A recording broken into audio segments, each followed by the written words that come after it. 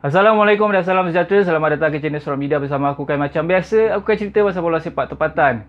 Tahun ni, skuad Malaysia Under 23 ada 3 kejohanan besar yang diorang kena tempuhi. ASEAN Championship Under 23 pada 15 sampai 29 Julai di Indonesia. Kelayakan Piala Asia 2026 Under 23 pada 3 sampai 9 September dekat Thailand. Sukan SEA 2025 untuk merebut ibu segala emas pada Disember di Thailand. Hari ini kita nak sembang sikit pasal ASEAN Championship Under 23 atau dikenali sebagai Piala AFF atau dikenali juga sebagai Piala Mandiri. Tahun 2025 ni merupakan edisi kelima kejohanan ni. Setakat ni Malaysia tak pernah gagal untuk join kejohanan ni setiap edisi. Cuma rekod Malaysia Under 23 di kejohanan ni tak berapa baik. Edisi pertama pada tahun 2005 Malaysia berada di kedudukan keempat, tewas 7-0 kepada Thailand di semifinal. Penentuan tempat ketiga pun kalah juga kepada Myanmar menerusi penentuan penalti. Edisi kedua pada tahun 2019 Malaysia Under 23 tak lepas grouping, sekadar berada di kedudukan ketiga grouping. Edisi ketiga pada tahun 2022 tak lepas grouping juga.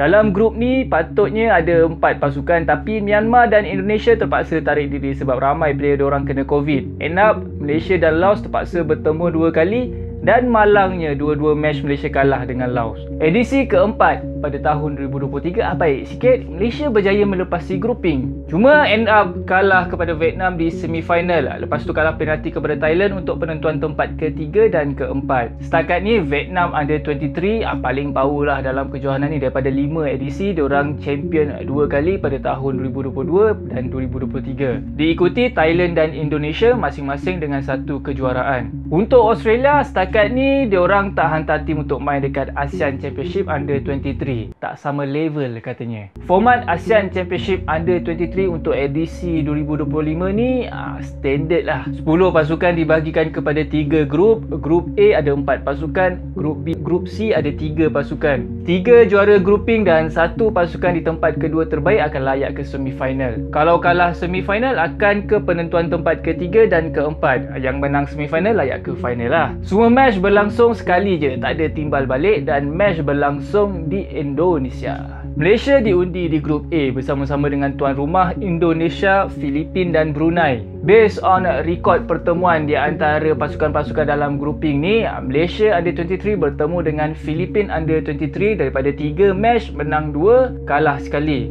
Dengan Brunei okey, semua 3 match menang. Dengan Indonesia fight daripada 5 match, Malaysia menang 3 kali, kalah 2 kali. Kalah tu pun kalah penalti dekat SEA Games. Kalau rekod dengan pencabar utama ASEAN Championship Under 23 pula, dengan Thailand Malaysia menang sekali, seri sekali, kalah 3 kali. Dengan Vietnam pula tak pernah menang dalam 5 match terakhir. Setakat ni Coach Nafuzi Zain call up 30 player untuk persiapan ke ASEAN Championship Under 23. 26 player majoritinya daripada Piala MFL dan Piala Presiden dikumpul untuk penilaian di Elite Game. Lepas tu Coach Nafuzi call up 4 player lagi daripada kelab Liga Super dan agak regular bermain dalam skuad sini Harimau Malaya. Hakimi Azim daripada Kuala Lumpur City, Ubaidullah daripada Terengganu, Alif Izwan daripada Selangor dan Fergus Teni daripada Sabah. Mungkin total 30 player ni akan berkurang lah by the time nak pergi Jakarta nanti, sebab biasanya boleh register dalam setiap kejohanan dalam 23 ke 26 player je. Misi Coach Nafuzi Zain nak layak ke final, tapi bagi aku personally at least lepas grouping tu kira okey lah. Tak kisahlah sebagai juara grouping atau berada di tempat kedua terbaik. Dekat semifinal mungkin akan berjumpa Vietnam ataupun Thailand. Kalau berjaya sampai ke final, mungkin akan bertemu sekali lagi dengan Indonesia. Kalau Malaysia dan Indonesia bertemu di final,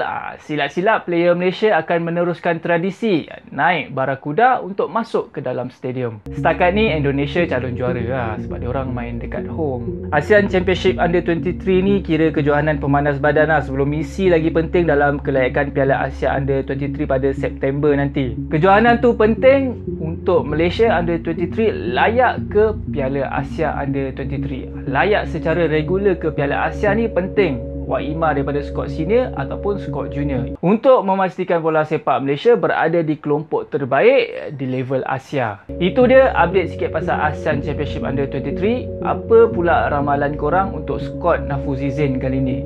Kita jumpa lagi on the next video. Assalamualaikum dan salam sejahtera. Bye bye.